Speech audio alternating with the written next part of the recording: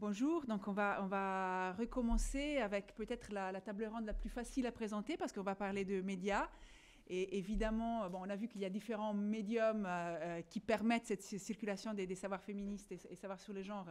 Mais l'espace médiatique, évidemment, a un rôle, je dirais, central, très exposé.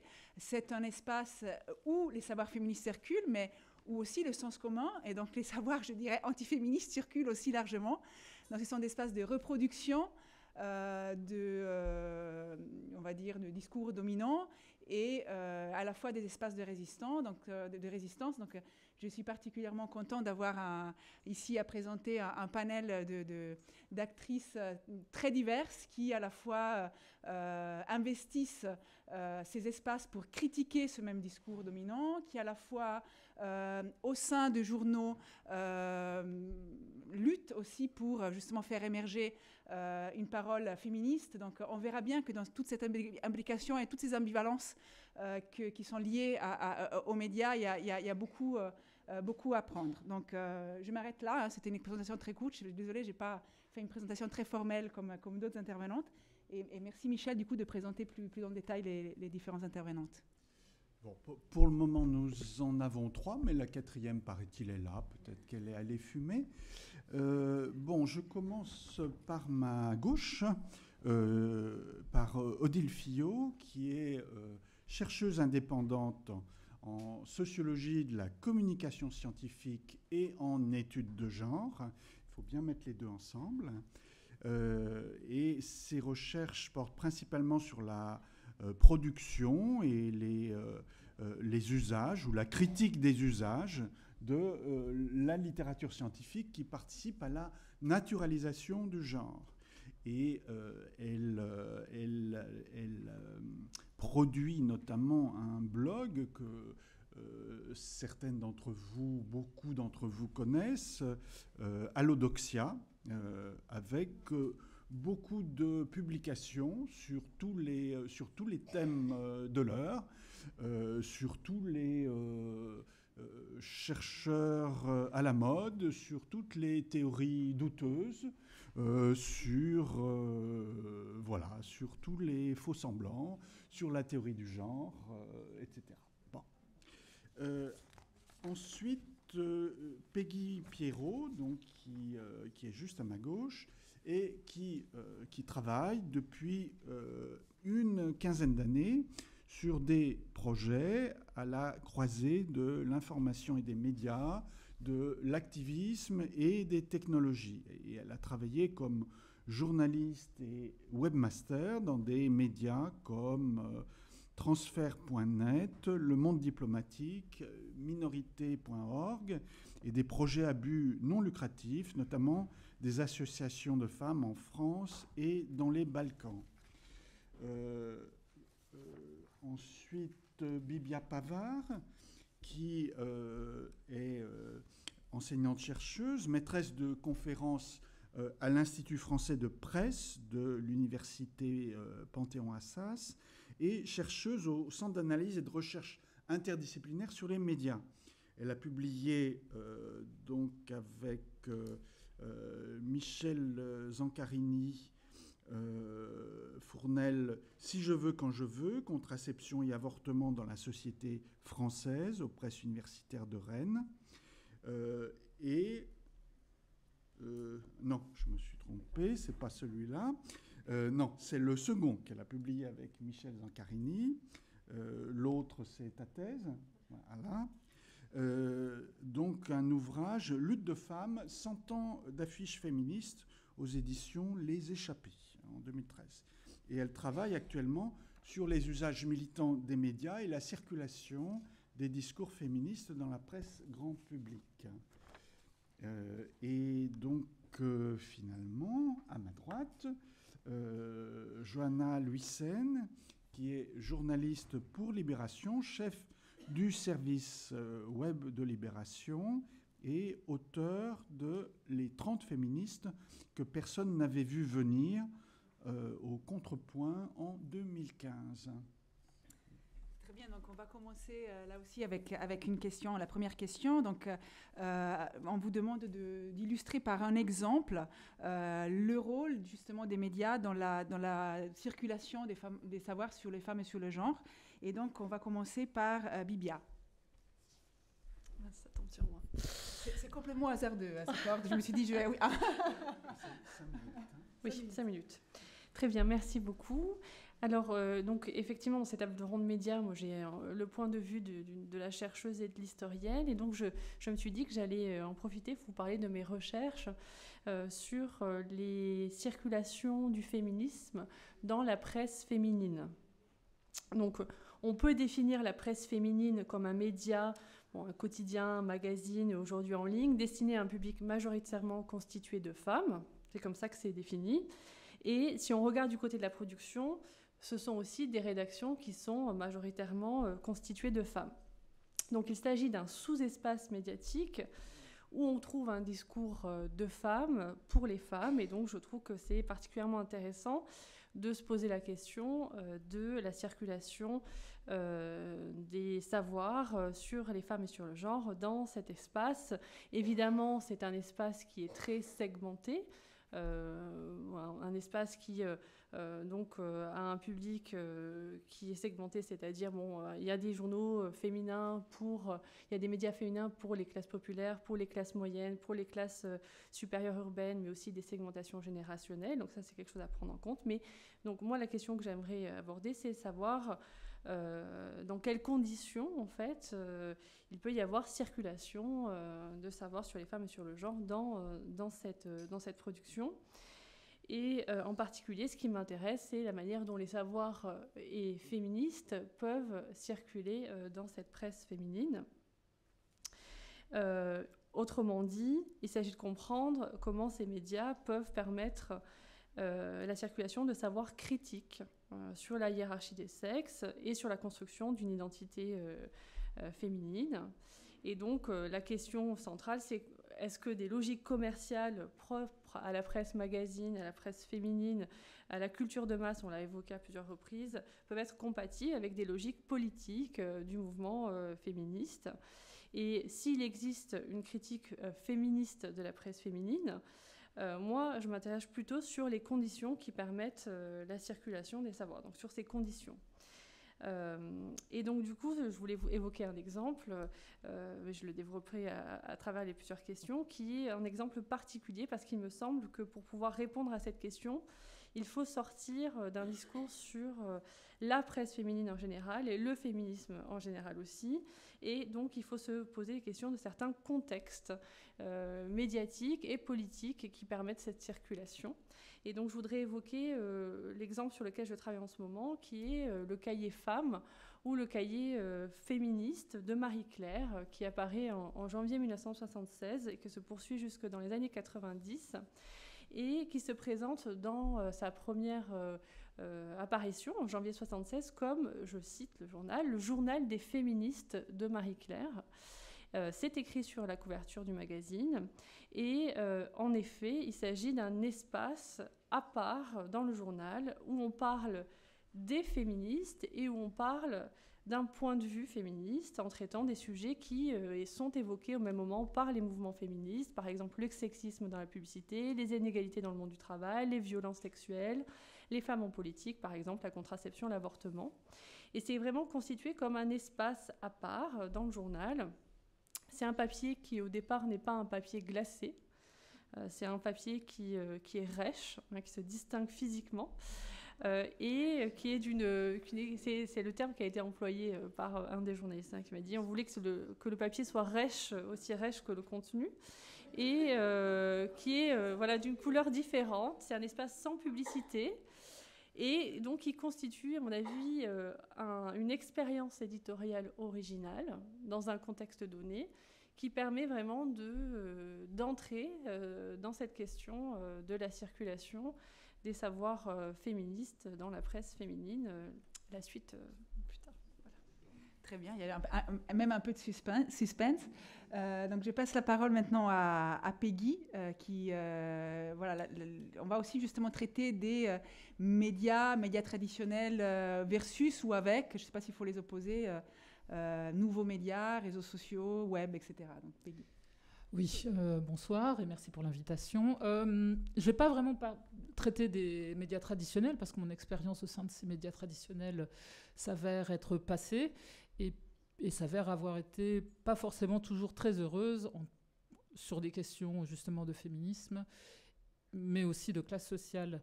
Je vais vous parler plutôt de mon expérience dans des médias plus autonomes. Alors, quand on parle des médias et de la circulation des savoirs sur le genre et les femmes, les savoirs féministes, il me semble qu'il ne faut pas distinguer les contenus diffusés des processus qui leur permettent d'éclore et d'être diffusés. Ce qui m'intéresse, c'est quand le féminisme théorique et universitaire rencontre le féminisme de terrain, qu'il y a un dialogue entre le rapport théorique à la pratique et le rapport pratique à la pratique. Quand les outils qu'on utilise sont abordés aussi politiquement que les contenus, avec comme horizon l'autonomie des femmes, aussi bien comme productrices d'analyse et d'idées, mais aussi d'images.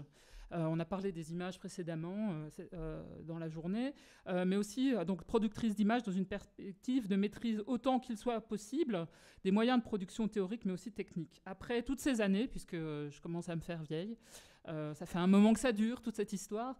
Et malgré le fait que de nouvelles voix féministes s'expriment, je pense notamment aux blogueuses afroféministes comme Pauline Lomami, Amandine Gay ou Miss Roots, pour les plus connues d'entre elles, l'expérience la plus marquante dans ma trajectoire concernant la circulation des savoirs, reste l'épopée des Pénélope, qui était un site web dans les années 2000 jusqu'à, je pense, 2005-2006, pénélope.org, qui était un site web d'information féministe.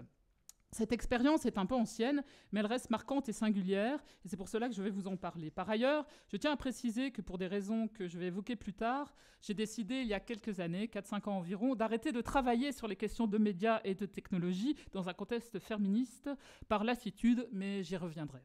Pourquoi ai-je décidé de revenir sur les Pénélope alors que j'ai d'autres expériences plus récentes parfois ? C'est parce qu'elle me semble avoir été, dans mon parcours, l'expérience la plus complète et exemplaire. Cette expérience a mêlé aussi bien la diffusion de textes et d'idées, d'images, de vidéos et de sons, toutes produites par le collectif, et j'insiste sur le fait que cette expérience était collective, ce qui la distingue des blogueuses féministes actuelles. Donc une expérience collective, ancrée aussi bien sur Internet que dans les mouvements sociaux de l'époque, évoluant au sein de ces mouvements sociaux avec les difficultés que ça peut représenter, mais aussi la force que ça a pu avoir. Le groupe était transgénérationnel, le groupe était international, et voire internationaliste, je sais c'est un gros mot, mais bon, c'était quand même un peu comme ça. Et il a permis la diffusion d'expériences et de savoirs sur les femmes et le féminisme, aussi bien entre ses membres qu'en direction de ses lecteurs et lectrices. Mais pour moi, ce qui reste marquant, c'est que ce fut aussi une expérience qui a eu à se débattre avec les questions de l'autonomie technique et technologique, avec des succès et des échecs parfois cuisants, mais qui permettent sérieusement d'avancer. Ce qui m'a marqué au sein des Pénélope, c'est que les questions techniques étaient mises au même niveau que le reste. Du coup, les échanges de savoir se structuraient. Les Pénélope ont mis en place de nombreux ateliers de formation, par exemple, des formations qui portaient aussi bien sur des questions éditoriales que techniques, les outils qu'on utilise, les PC qu'on utilise, les serveurs sur lesquels on met nos données. Et donc, ces exemples se sont structurés, notamment autour du suivi d'événements du mouvement social, et ont été des moments de transmission forte, aussi bien au niveau des idées que, comme je l'ai expliqué là, au niveau éditorial, sur comment on écrit, qu'au niveau technique. La formation à l'écriture, à l'analyse et à la production médiatique s'accompagnait de temps pour travailler les outils techniques, et notamment les langages de programmation de l'époque. Voilà pour la réponse à la première question. Merci beaucoup. Donc on rentre vraiment aussi dans le vif du sujet avec justement l'articulation entre contenu et format du média. Et je pense que justement Odile va nous en dire un peu plus, parce que je crois qu'elle aussi dans ce champ-là. Je ne sais pas si je vais en dire un peu plus là-dessus. Enfin bon, on verra. Donc bonjour. Donc moi l'exemple dont je vais parler, c'est celui du blog que j'ai créé il y a un peu plus de 4 ans et dont je suis la rédactrice. Moi, c'est pas du tout une expérience collective, c'est une expérience totalement solitaire, profondément solitaire. Donc je vais parler de mon blog parce que c'est à ce titre que j'ai été invitée aujourd'hui. Donc le blog s'appelle Allodoxia et il a pour sous-titre Observatoire critique de la vulgarisation scientifique. Donc Allodoxia, c'est une allusion à Pierre Bourdieu qui a employé ce terme pour faire référence à des mécanismes par lesquels les agents d'un champ s'autoconsacrent tout en faisant croire à une consécration par une instance légitime extérieure.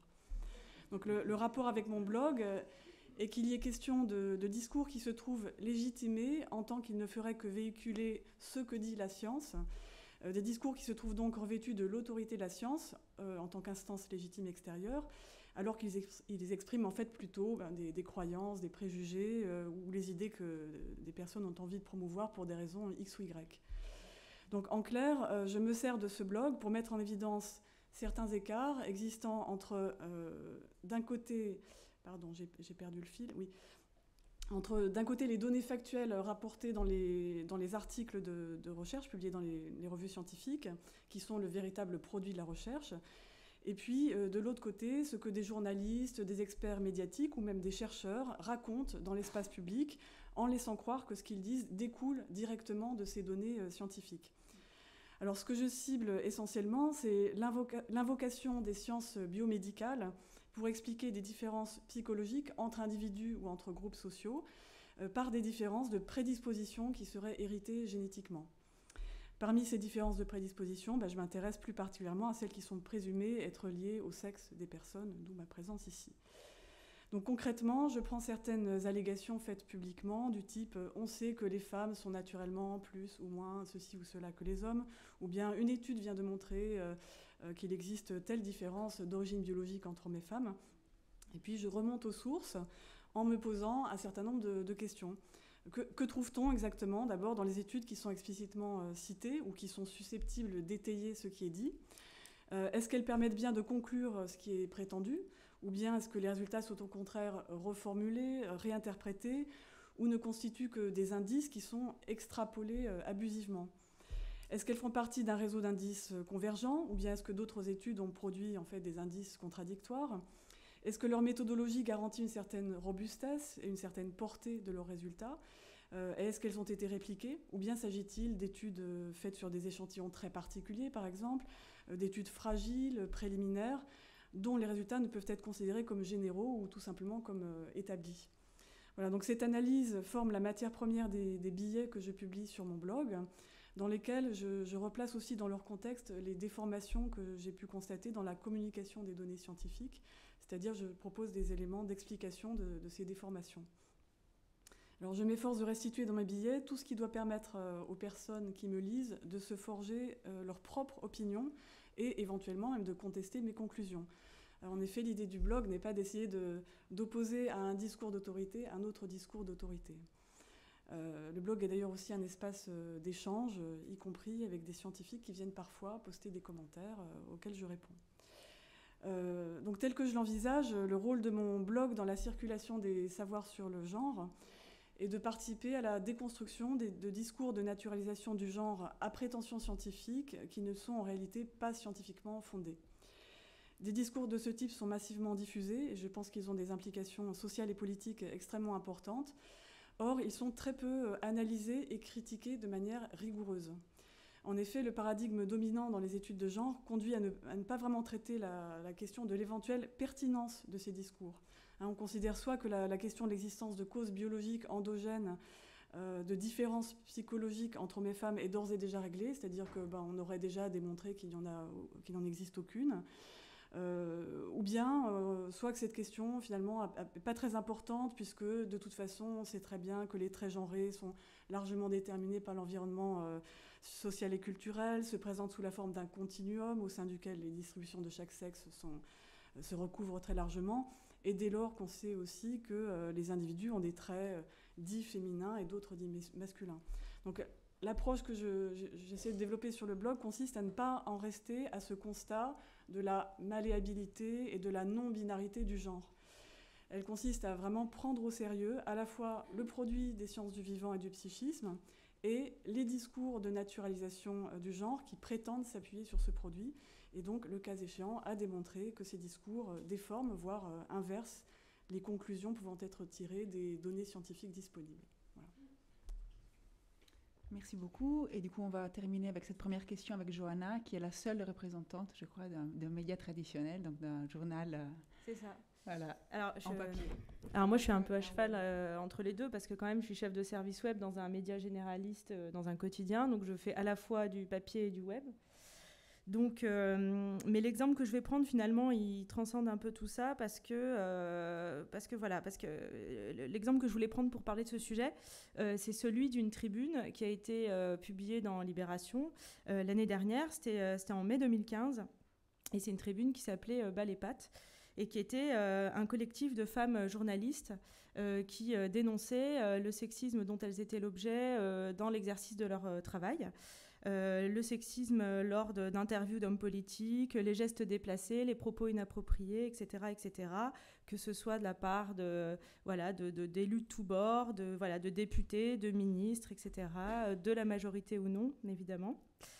Et c'était intéressant parce que c'était d'abord initié par un groupe de femmes qui prend la parole, qui était issu de différents médias, et qui, à un moment donné, essaye de faire porter au grand public l'idée que les femmes journalistes ne sont pas ce qu'on nous a toujours vendu en école de journalisme, c'est-à-dire l'école Françoise Giroud, et aussi donc une école qui disait que c'était quand même bien de mettre des jolies jupes quand on faisait des interviews, qu'on avait plus d'informations, et qu'à un moment donné, on pouvait aussi aller au lit pour avoir plus d'infos, que ça faisait de mal à personne.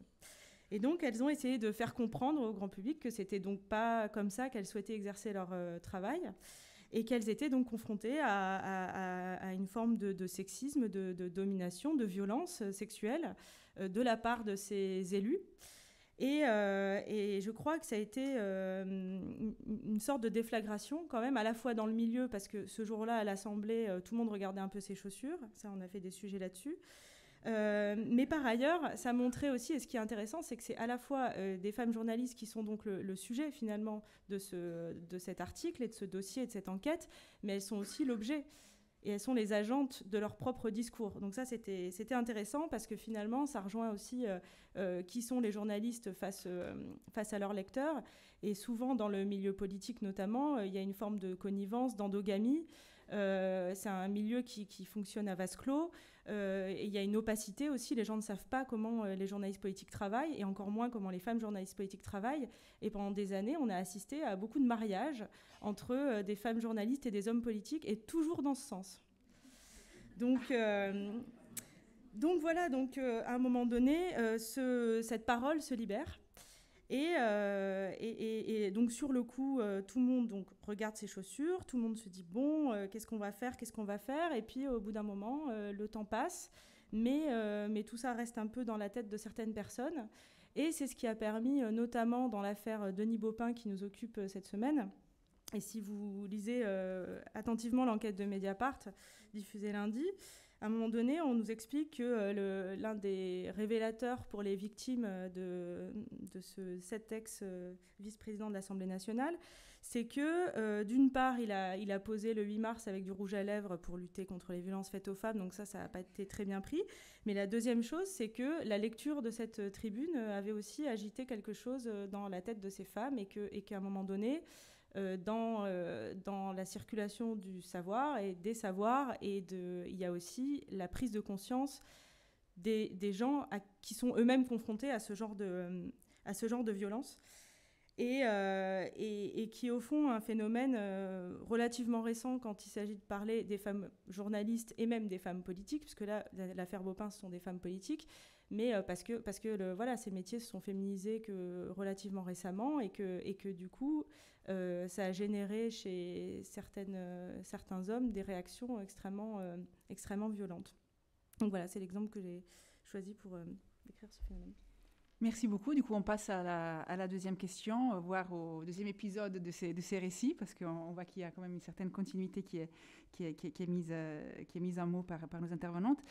Donc, la deuxième question porte sur celles et ceux qui portent cette volonté de circulation de savoir féministe sur les gens, et bien sûr les obstacles qu'ils rencontrent dans cette bataille, si on peut utiliser un vocabulaire un peu guerrier. Donc, je vais commencer par Peggy. D'accord, bon. Alors, je vais essayer de répondre. En fait, j'ai eu un peu de mal à structurer par rapport aux questions, mais je vais quand même essayer. Alors, par rapport à ce que je disais précédemment, qui était le rapport entre la production éditoriale et les moyens techniques qui permettent de faire circuler ces informations, ces idées. Il existe des projets de serveurs féministes, de serveurs web féministes qui visent à héberger des contenus féministes. Je pense notamment au Gender Changer d'Amsterdam, un réseau transnational de femmes. Il y a des hackerspace qui accueillent des femmes et des enfants. Il existe des projets comme les Debian Women qui visent à promouvoir les femmes programmeuses et leur discours sur la technique. Mais je crois qu'aujourd'hui, la plus grande difficulté est que le lien entre pouvoir, savoir technique et idées dans la production de textes et de contenus féministes, de mon point de vue, s'est dissous. Du coup, et je pense que la partie harcèlement sexuel de l'affaire Assange a aussi joué un rôle dans ce problème, les questions que pose notre société de surveillance ne semblent pas toucher la majorité des féministes. Je crois que c'est une erreur, et que dans une Europe qui flirte avec le fascisme, qui s'enfonce dans des solutions liberticides et totalitaires, les femmes vont payer les conséquences de cette désaffection des terrains techniques. Il y a un vrai clivage entre les experts, majoritairement masculins, et les expertes, dont j'ai peut-être pu faire partie, et les militantes que je peux croiser. Et pour que ce fossé se réduise, il faudrait accepter de repenser nos outils communs, accepter qu'il est nécessaire d'acquérir un minimum de maîtrise des outils techniques utilisés tous les jours par chacune et chacun d'entre nous, ou alors se refuser de les utiliser, ces outils, de laisser tomber les GSM, les emails, tout ça. C'est une possibilité aussi. Mais ça me paraît quand même assez difficile à ce stade de la militance. Parce que dans l'ère post-Snowden, je crois sincèrement encore plus qu'hier, donc notamment hier, lors de l'expérience dont je vous parlais tout à l'heure des Pénélope, que la question des plateformes de diffusion, des canaux de diffusion et de leur protection est centrale. Et là, je me demande un peu où sont passés les féministes. Quels féministes de médias s'intéressent encore en dehors de quelques geekettes qui, elles, avancent, se forment, échangent, mais fatiguent aussi?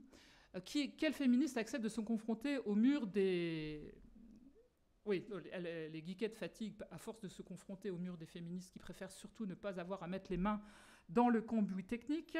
Donc, qui s'intéresse encore à la protection des données, à la cryptographie, à l'autonomie par rapport aux GAFA, donc Google, dont on parlait tout à l'heure, Amazon, Facebook, tout ça. Qui s'y intéresse encore? Plus personne, et surtout pas dans les groupes féministes. Qui, dans les collectifs, s'intéresse à qui a la clé du serveur de mail qui héberge nos contenus? Est-ce que nos contacts IVG stockés électroniquement sont protégés d'intrusions intempestives? Est-ce que notre hébergeur est organisé humainement et juridiquement pour ne pas répondre oui à la première requête judiciaire, lui demandant de transmettre nos données? On est quand même dans une époque où il y a une certaine répression de mouvements sociaux, enfin qui se dessinent ou qui continuent. Qui code nos sites web et avec quels outils? Les technologies sont aussi un territoire féministe et pas seulement du point de vue des entreprises ou des féministes libérales du genre MEDEF qui ont bien compris l'intérêt d'avoir des équipes mixtes en informatique ou comme GAFA et leurs amis qui développent des programmes diversité ou, comme on a entendu tout à l'heure, hébergent certains, parce que ça n'a pas été expliqué, mais ils hébergent certains projets de mémoire militante. Et surtout, c'est des projets de mémoire, c'est-à-dire que c'est surtout pas l'actualité, c'est-à-dire pas le monde dans lequel on vit, mais celui qui vient de passer. Alors, la mémoire, c'est super important, je ne me fais pas dire le contraire, mais voilà, c'est quand même des choix qui sont faits, et ces choix ne sont pas anodins. Et d'un point de vue féministe notamment, puisque la nudité, par exemple, sur la plateforme de Google, elle n'est pas permise. Il y a des espaces où ces questions sont vivaces. J'ai été récemment à un Ladyfest où plusieurs ateliers autour des questions technologiques étaient un sujet, que ce soit la présence des femmes sur Wikipédia, que les outils installés sur son ordinateur. Mais je pense que ce n'est pas ce dont on parle aujourd'hui quand on parle de construction de médias, de rapport aux médias et de discours sur les médias.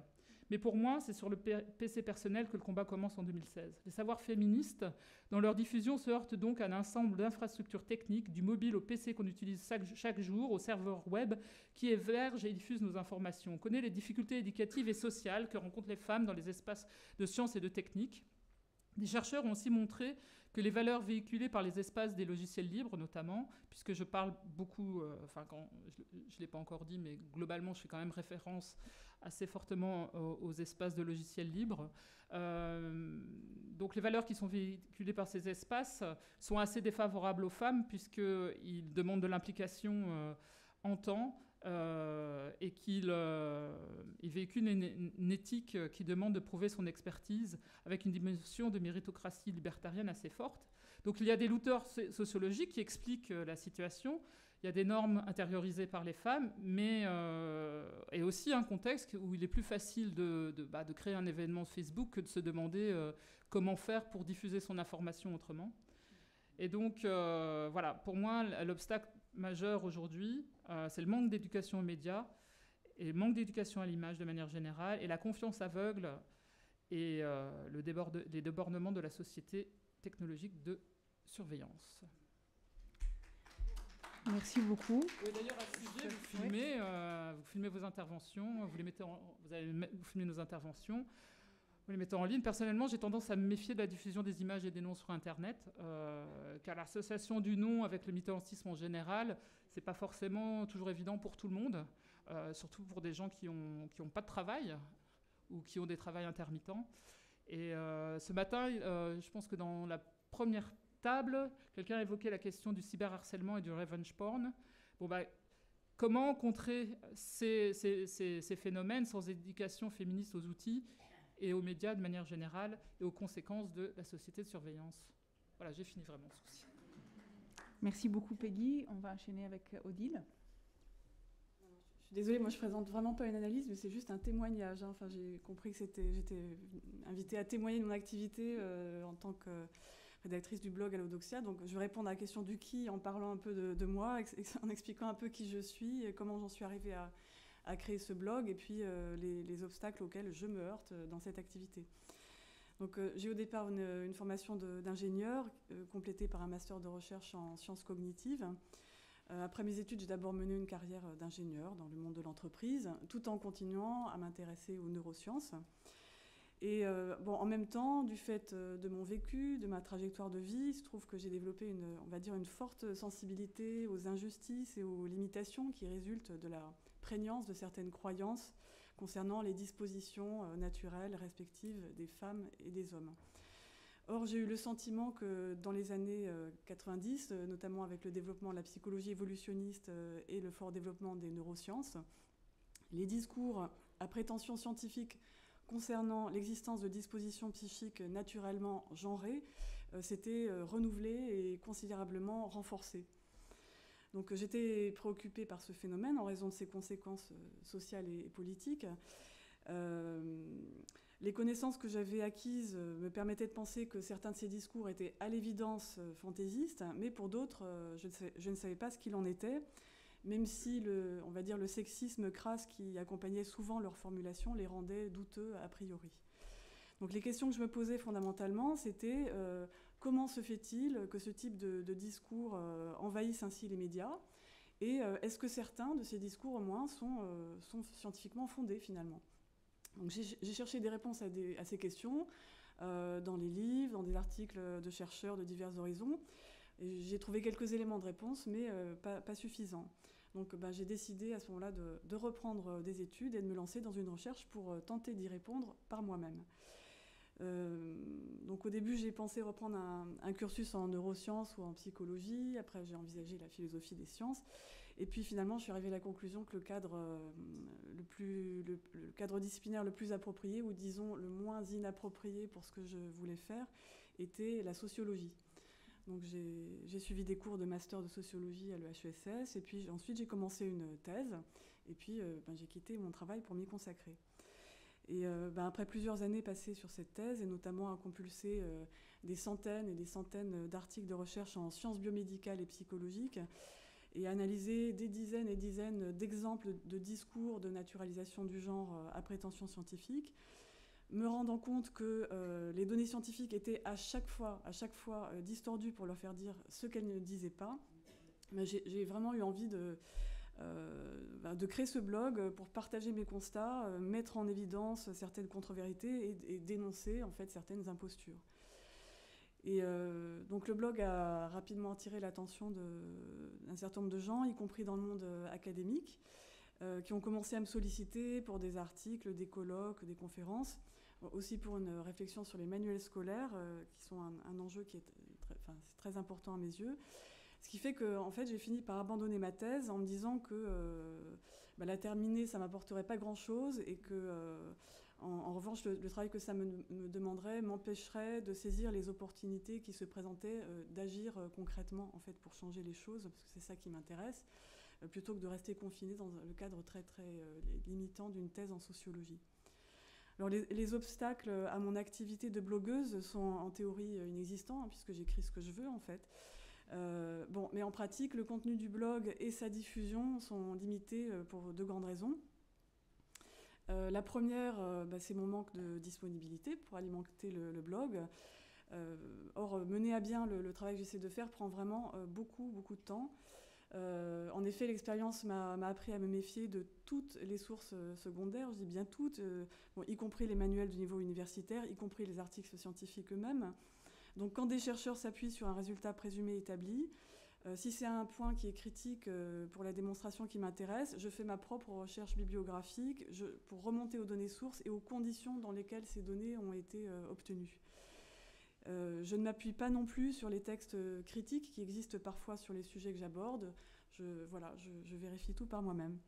Donc c'est d'autant plus nécessaire que je suis amenée à contester des propos de journalistes parfois très respectés, et surtout des scientifiques ou des experts reconnus.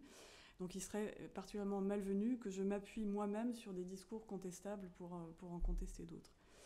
Donc je me heurte à un énorme manque de temps pour traiter tout ce dont je voudrais parler, dont il faudrait parler. Si vous allez sur le blog, vous constaterez d'ailleurs que je n'ai rien écrit depuis le mois d'août dernier. Voilà, j'ai pas eu le temps. Donc par ailleurs, l'approche que j'ai adoptée fait que mes billets sont parfois très longs, très longs. Donc ils exigent de mon lectorat un véritable effort, une vraie volonté de rentrer dans le fond des choses. Donc ça, c'est clairement un obstacle à la diffusion de ce que j'écris. Et de fait, l'audience de mon blog est quand même relativement modeste. J'ai vu en regardant les statistiques de visite, en moyenne, chacun des billets que j'écris a eu un peu moins de 8000 lecteurs. Donc voilà, c'est pas énorme, mais je pense que c'est pas... Bon, en tout cas, je voulais dire, c'est pas rédhibitoire dès lors que je pense que je touche à un public très ciblé, et j'en reparlerai peut-être. Merci beaucoup. Je donne la parole maintenant à Vibia. Merci. Alors, sur la question des acteurs et des actrices et des obstacles, alors je dirais peut-être davantage dans le cas que je vous présente, donc le cahier des féministes de Marie-Claire dans les années 70-80, c'est plutôt une question de contraintes que d'obstacles.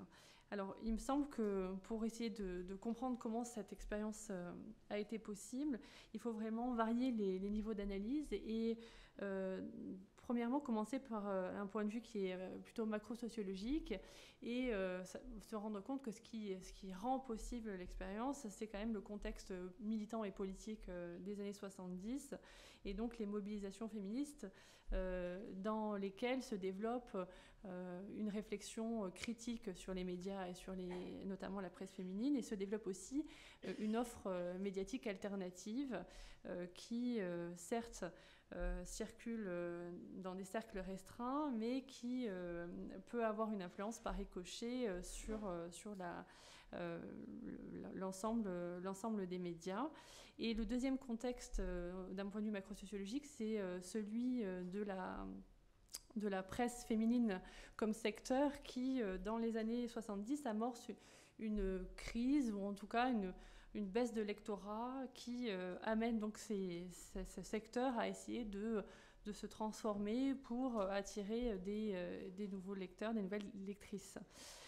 Au niveau méso, donc au niveau de l'organisation du magazine lui-même, ce qui est intéressant, c'est de prendre en compte aussi les stratégies qui sont mises en place par chaque titre pour essayer de se distinguer et donc justement attirer un nouveau lectorat. Et il se trouve que dans le cas de Marie-Claire, la rédaction se renouvelle profondément en 75-76 dans un contexte de groupe, cette fois-ci du groupe Prouveau, qui a abandonné un certain nombre de titres, et donc il y a cette volonté de laisser la main à une nouvelle génération pour tenter de nouvelles expériences, ce qui permet en réalité de faire entrer une nouvelle génération de journalistes.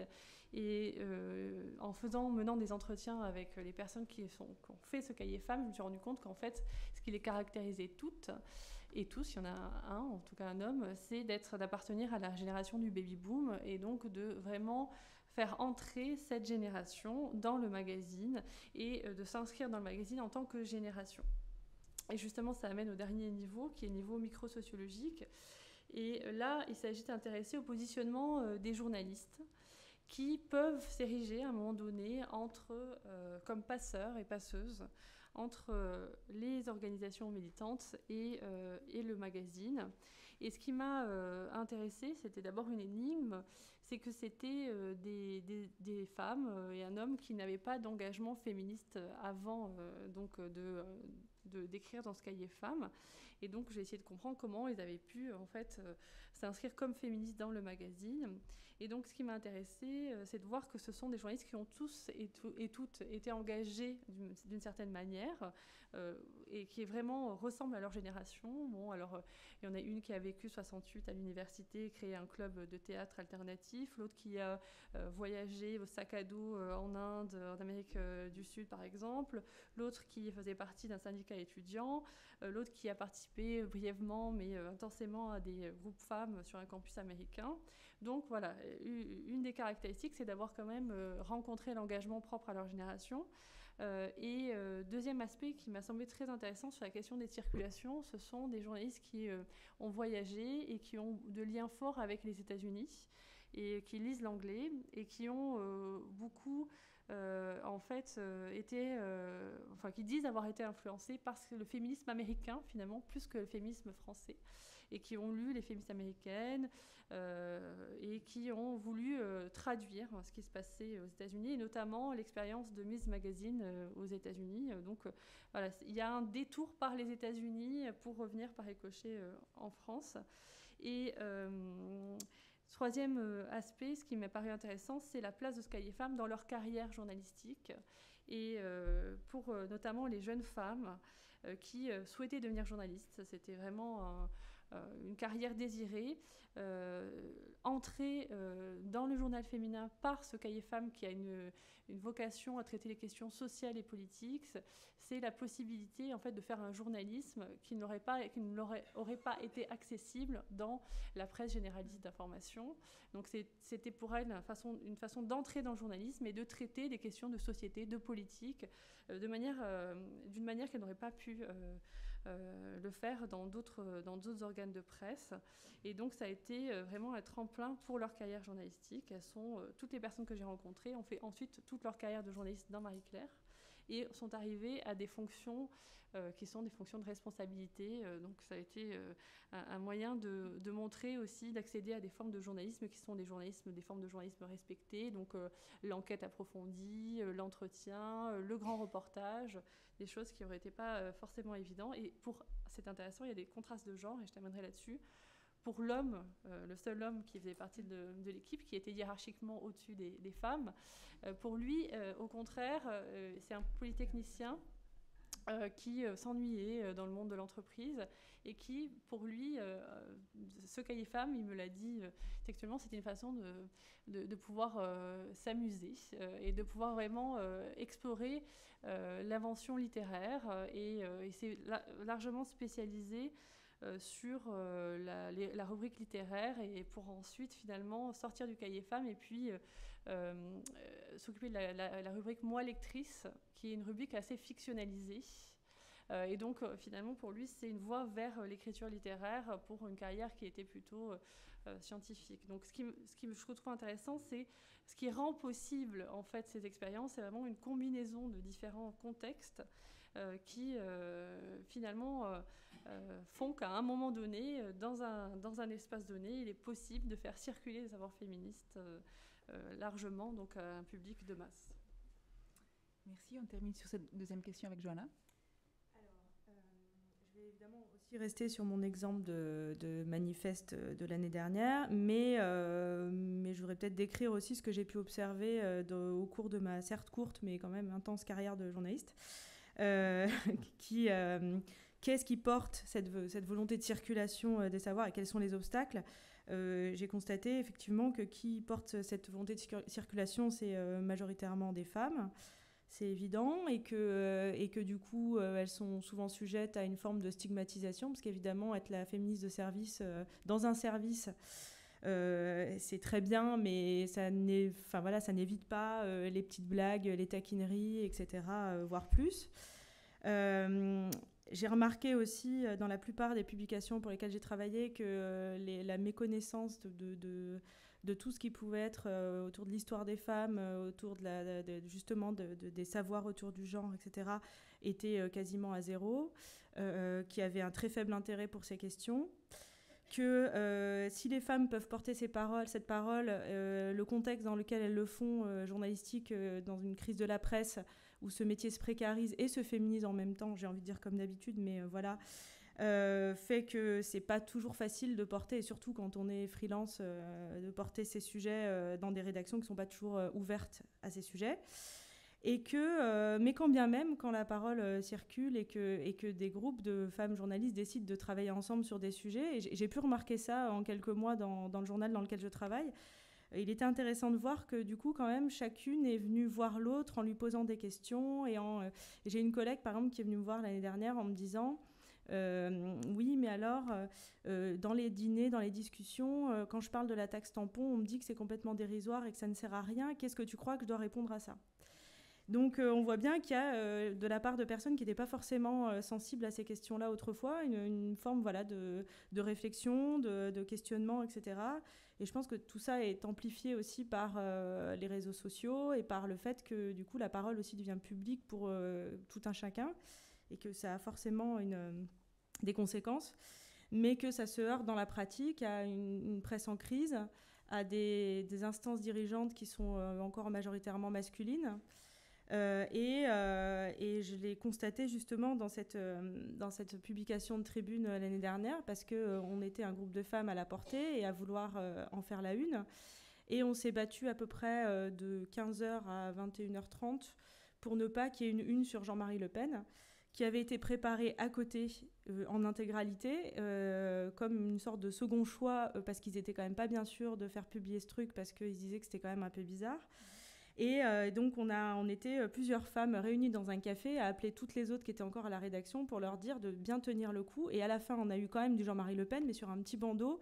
Et on a négocié la taille du bandeau pendant à peu près 1h30. Donc voilà, ça c'est concrètement, on s'est heurté à des choses très violentes de la part de nos collègues, d'une incompréhension et une méconnaissance totale de ce genre de sujets qui devraient pourtant les concerner puisqu'ils sont aussi des sujets de société, mais visiblement sont plus à même de parler du TAFTA ou de la Pologne que de parler de ça. Donc voilà, on se heurte à ce genre de choses et je suis toujours frappée de voir, j'ai l'exemple d'une collègue avec qui je travaillais dans une précédente publication qui a rejoint un grand quotidien du soir récemment. Et elle était d'abord en CDD, elle s'occupait des questions des femmes, autour des femmes. Et quand ils l'ont embauchée, ils l'ont mise où ? Police-justice. Parce qu'en fait, au fond, quand on trouve un bon journaliste qui travaille sur ces questions, on se dit super, on va la mettre sur des sujets plus nobles. Donc en gros, c'est l'idée.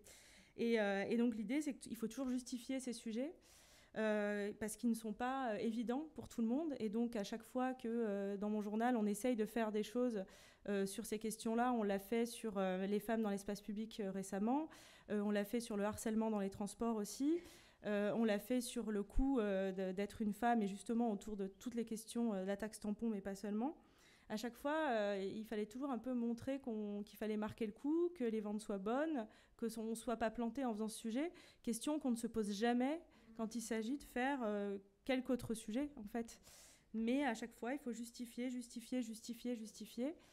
Et donc voilà, on se retrouve, c'est un constat un peu amer, mais on en est quand même, pour le dire un peu vulgairement, je trouve qu'on en est à moins 20 de la connaissance et de l'intérêt de l'implication sur ces sujets. C'est-à-dire qu'on part de très très loin. Donc avant même de pouvoir évoquer de manière vraiment finalement intéressante les questions de genre et comment tout ça peut s'articuler, on en est déjà à leur expliquer qu'il existe une forme de domination masculine dans à peu près tous les domaines. Donc, bon, voilà, on part un peu de zéro, mais on en est là.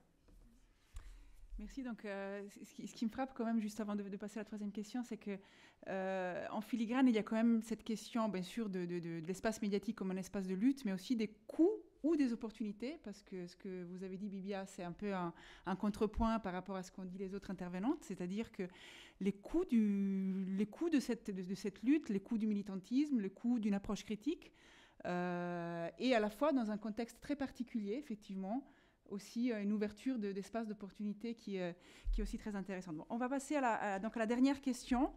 Voilà, c'est en quoi ces expériences médiatiques ont favorisé ou favorisent-elles la diffusion d'une culture féministe ou d'une autre culture de genre, et quelles sont les spécificités et les ambivalences de cette transmission. Je vais commencer par Odile.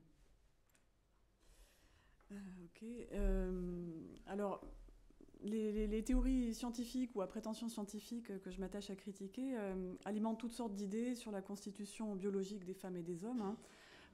L'idée que leurs cerveaux sont conçus pour fonctionner différemment, que le psychisme des femmes est particulièrement sujet à des fluctuations hormonales, que les hormones qu'elles produisent en plus grande quantité les rendent plus sensibles ou davantage prédisposées à s'occuper de leurs enfants, que les hommes sont génétiquement programmés pour désirer en permanence avoir des rapports sexuels avec des femmes, que les filles s'intéressent naturellement plus aux relations sociales qu'aux objets et au système physique, et les garçons inversement, etc.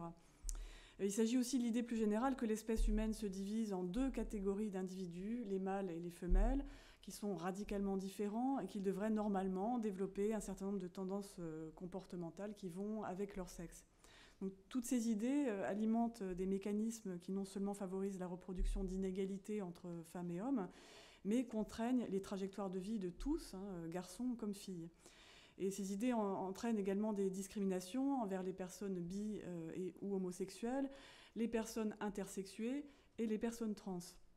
De plus, certaines de ces idées promeuvent très clairement chez les garçons et les hommes certains comportements violents ou de domination particulièrement nuisibles.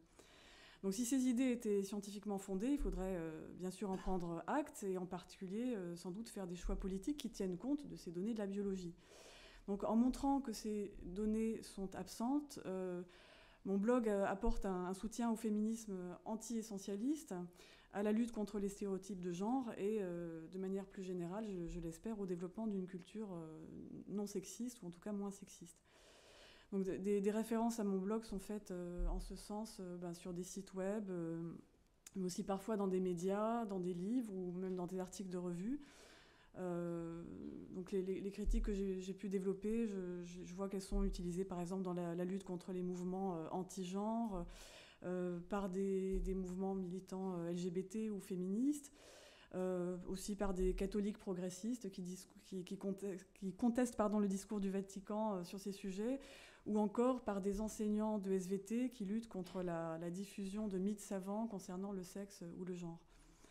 Donc mon blog participe aussi à la diffusion de cette culture de manière plus indirecte, en mettant en évidence des dysfonctionnements de la communication scientifique et en donnant des outils, j'espère, qui permettent de prendre un certain recul critique vis-à-vis de certains types d'affirmations et de certaines rhétoriques. Alors je sais que sur ce plan, je touche notamment des journalistes. Et d'ailleurs, mon blog m'a valu d'être invitée à intervenir dans le cadre d'un master de journalisme scientifique, ce que j'ai trouvé vraiment super. Donc un autre mode d'action indirect, mais à mon avis important du blog, c'est ce qu'on peut appeler le name and shame, que je pratique délibérément. Donc je profite effectivement de la liberté de ton que me permet mon indépendance de toute institution pour nommer les personnes qui propagent les idées fausses que je décortique, pour dénoncer leur incompétence ou leurs impostures. Voilà, tout simplement, afin qu'à l'avenir, ils soient plus prudents dans leurs propos et aussi qu'ils soient écoutés avec davantage de distance critique, voire qu'ils ne soient plus sollicités dans les médias en tant qu'experts sur les sujets en question. Oui. Bon. Voilà. Alors, j'ai de bonnes raisons de penser que pour certaines personnes au moins, ma dénonciation a eu ce type d'effet et j'en suis très heureuse.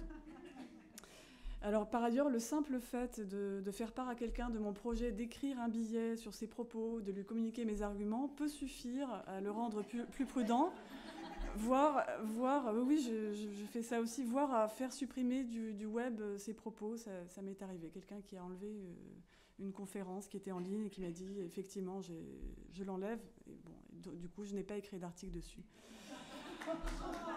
Alors... Bon, je ne sais pas si c'est bien au fond, mais en tout cas, bon. Donc voilà, je voulais dire, je ne contribue pas seulement à essayer de mettre en circulation certains savoirs, mais peut-être de manière moins palpable, sans doute peut-être à réduire un peu la circulation des informations erronées. Voilà. Alors pour ce qui concerne les ambivalences, je dirais d'abord que le cadre de publication et le contenu de mes billets leur donnent un statut épistémologique incertain. Donc c'est entre carnet de recherche et enquête journalistique, entre sciences biomédicales et psychologiques, sociologie du genre et études sociales des sciences, et puis entre revue de la littérature telle qu'elle pourrait être faite en fait par des chercheurs du domaine et critique externe du domaine en question. Donc cette écriture, on va dire, hybride et transdisciplinaire, qui peut aussi s'apparenter à la zététique et au fact-checking, c'est ce qui me permet d'articuler les choses d'une façon que j'espère efficace, mais ça peut en même temps être un handicap puisque c'est pas bien identifiable en fait. Voilà. Une autre ambivalence vient du fait que comme je fais une critique vraiment très ciblée des discours de naturalisation, du genre notamment, mes écrits peuvent être perçus comme foncièrement militants.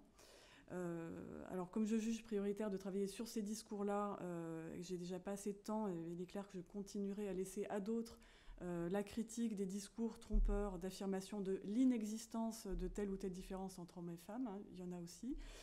Voilà. Mais bon, ma seule arme contre cette ambivalence-là, c'est mon extrême souci de rigueur et d'honnêteté intellectuelle qui, je l'espère, transparaît sur le blog. Merci beaucoup Odile. Un petit mot pour saluer cette technique de semer la terreur féministe, parce que je trouve qu'il faut commencer à semer la terreur féministe. Donc, je trouve ton exemple très, très parlant. Donc, je donne la parole à Bibia pour la suite de l'histoire. Oui, alors évidemment qu'il y a des très fortes ambivalences dans ce cahier féministe de Marie-Claire.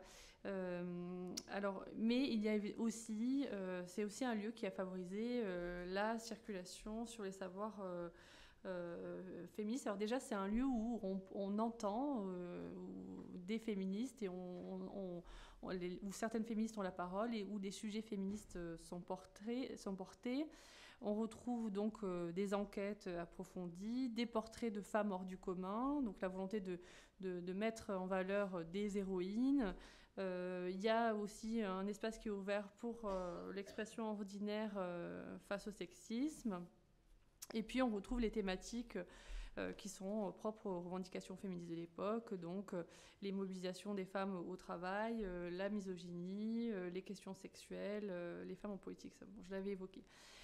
Évidemment, il s'agit d'une certaine image du féminisme. Il est revendicatif, tourné contre le sexisme et l'égalité, mais il n'est pas du tout inscrit dans un discours politique plus global sur le fonctionnement patriarcal ou la société capitaliste, hein, évidemment. C'est un féminisme dont est extrait tout discours marxiste et libertaire qui caractérise pourtant le féminisme des années 70.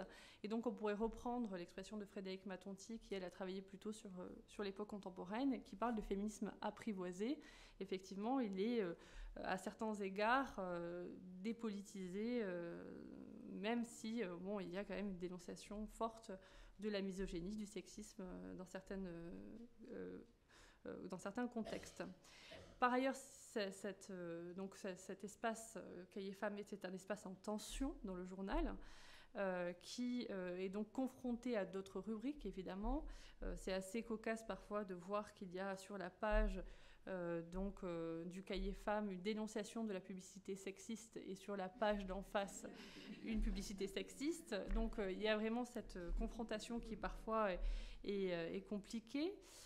Et puis c'est une page, un espace qui se referme progressivement. On a l'impression que cet espace Cahiers Femmes est progressivement absorbé par le magazine lui-même et donc perd de sa spécificité et en fait les rubriques se mettent à ressembler de plus en plus aux autres rubriques du journal et on progresse vers une pipolisation d'une certaine manière où on a plus des incarnations au lieu d'un discours plus collectif. Et puis alors évidemment sur la question de comment ça a pu durer aussi longtemps, qu'est-ce qui s'est passé.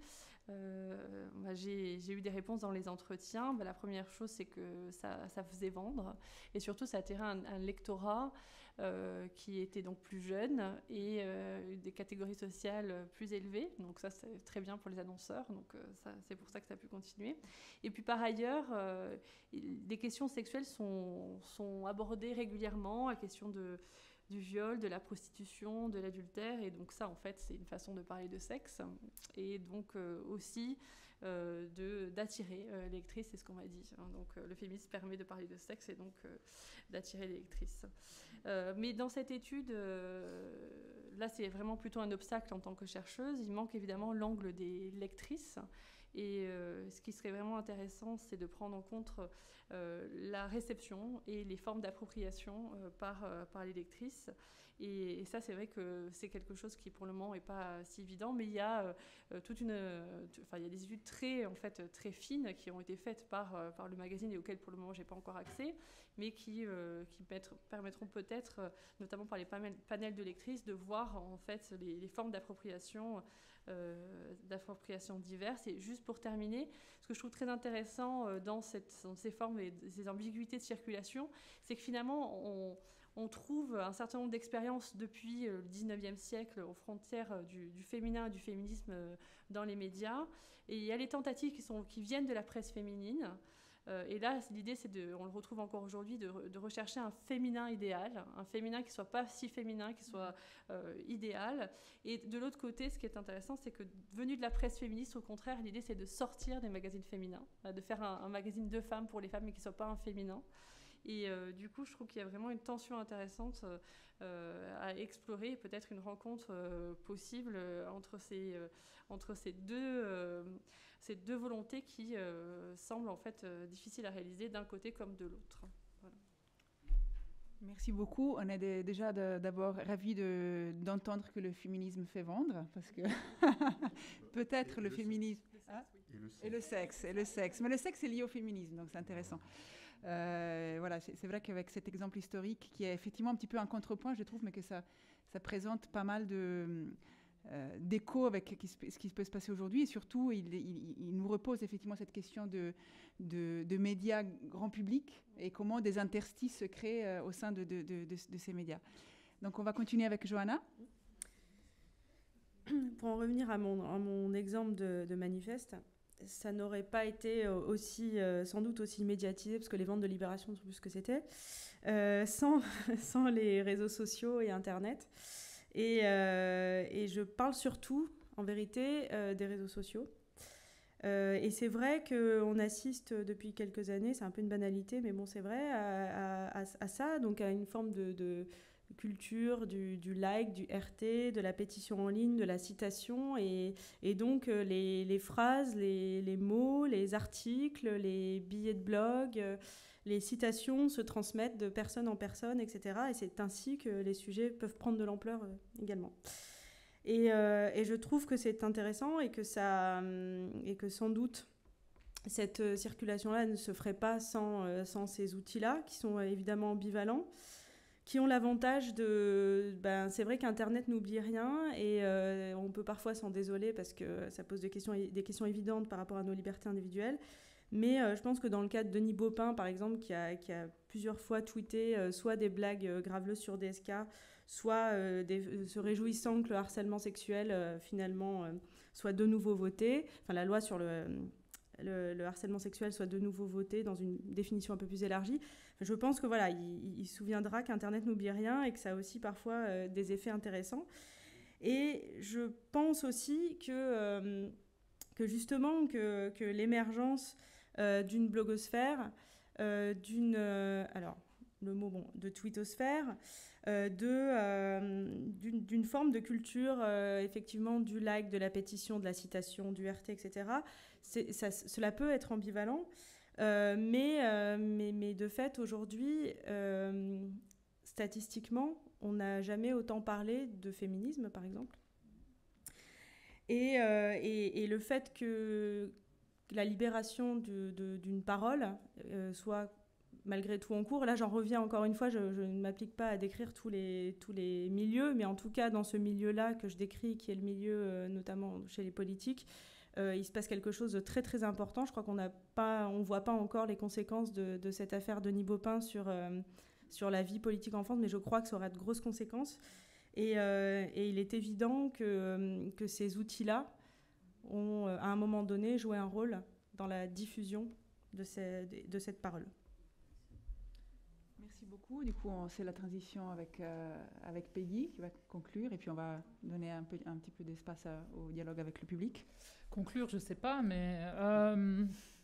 Alors, je voulais quand même préciser que j'avais bénéficié dans mon parcours, dans les médias, qu'ils soient autonomes ou officiels, puisque j'ai quand même donné aussi, de soutien d'un certain nombre de féministes, qu'ils soient des hommes ou des femmes, hétéros ou lesbiennes, et qui m'ont permis justement de pouvoir m'emparer des questions techniques et politiques de la façon que j'ai exprimée aujourd'hui. Ça ne m'est pas tombé comme ça sur la tête en me réveillant un matin. C'est grâce à elles et eux que j'ai pu approfondir mes connaissances et vous tenir ce discours aujourd'hui. Donc je voulais quand même évoquer ça. Et pour finir, donc, depuis le début de mon intervention, vous avez remarqué que je n'évoque pas vraiment, ou alors de manière négative, les médias mainstream, et notamment ceux dans lesquels j'ai travaillé. Alors il y en a un qui était bien, et puis il y en a 2, 3 qui n'étaient pas très bien. D'un point de vue de... Je sais pas, je me rappelle d'une bataille de tranchées pour la pauvre publication d'un article de Christine Delphi dans un certain journal que les gens de gauche aiment vraiment beaucoup. Je pense que si j'avais le temps de détailler le processus de ce conflit de tranchées, ça vous intéresserait pas mal. Name and shame. Name and shame. Non, mais ils sont retraités, tout ça. Bref. Donc je n'ai pas parlé des médias comme dans le sens où, dans leur traitement des questions de genre, par exemple, on pourrait parler des mobilisations pro et anti-mariage pour tous et la façon dont ça a été traité dans les médias. La raison pour laquelle je ne me suis pas étendue là-dessus, c'est parce que je pense, pour instrumentaliser les paroles d'Audre Lorde, que les outils du maître ne détruiront jamais la maison du maître. Je pense que sur le genre, sur les positions féministes, sur la parole trans, il est nécessaire de construire ses propres médias autonomes et qu'il n'y a pas d'alternative à cette démarche-là. C'est ce foisonnement qui fait que les médias mainstream, là, il y a quelqu'un de l'IB qui a parlé de choses très importantes, je pense, et très intéressantes, mais qui sont relativement corporatistes, puisque c'est en fait des journalistes qui défendent des journalistes. Et quand je vois la façon dont... mais c'est très bien, hein, enfin, chacun... voilà, mais peut-être que c'est un combat qui me parle moins que d'autres, par exemple. Et par exemple, une des raisons pour lesquelles, pour moi, aujourd'hui, les médias mainstream me désintéressent relativement, c'est que la façon dont... Donc c'est parce qu'il y a des médias et parce qu'il y a une expression propre dans les mouvements sociaux, sur les réseaux dont on parlait tout à l'heure, de personnes de couleur, de femmes trans, de toutes les minorités en question, que petit à petit, leurs problématiques paraissent dans les pages des médias mainstream. Et quand ils paraissent dans ces médias mainstream, c'est souvent de manière caricaturale. Je pense notamment au portrait de 2 militantes des nouveaux antiracismes qui sont parus dans Libé récemment.